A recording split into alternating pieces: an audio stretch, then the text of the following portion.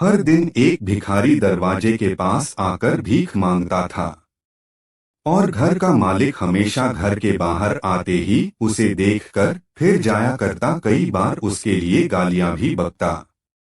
वो कहता, तू जिंदा ही क्यों है? पूरी जिंदगी ऐसे ही भीख मांगेगा क्या? धरती का बोझ क्यों बना बैठा है? और कभी कभी उस भिखारी को गुस्से में वह धक्का भी मार दिया करता। इतना कुछ हो जाने के बावजूद अधिकारी के मुंह से सिर्फ यही निकलता कि भगवान भगवान तुम्हारे पापों को माफ करे।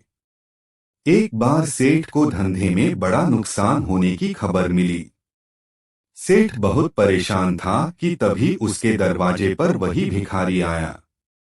गुस्से में अपना आपा खोते हुए सेठ ने उस भिखारी को पत्थर दे मारा। पत्थर लगने के कारण भिखारी का सर फूट गया और उसके सर से खून बहने लगा।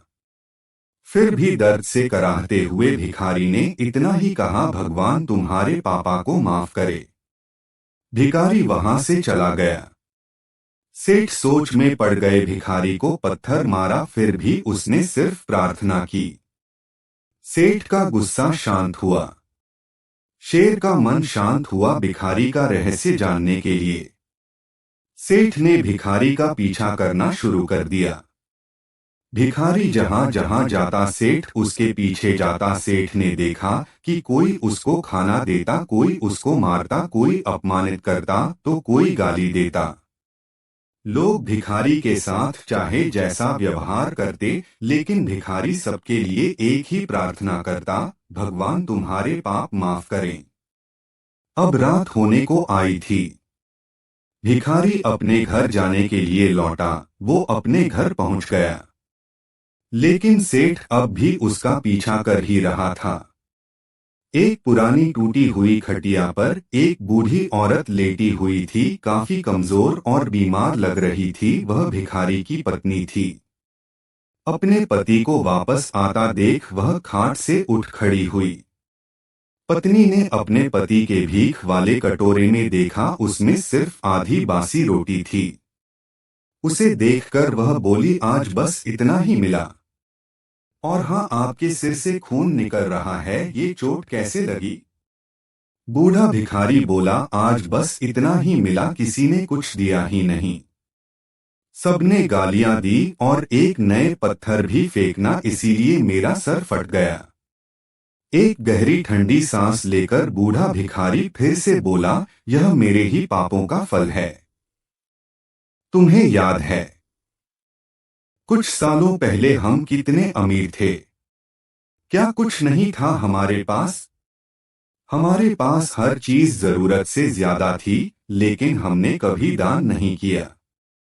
और उससे भी बुरा हमने उस अंधे भिखारी के साथ किया जो हमारे द्वार पर भीख मांगने आया करता था। बूढ़ी पत्नी की आंखों में आंसू आ गए।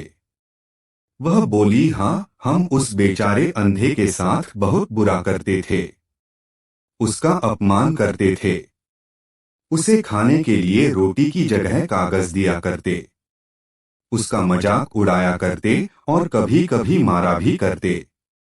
मैंने कभी उसको रास्ता नहीं दिखाए। एक बार मैंने उसके मुंह पर मिट्टी भी फेंकी थी और वह हमेशा दुखी होकर यही कहता कि भगवान तुम्हें तुम्हारे किए की सजा देगा।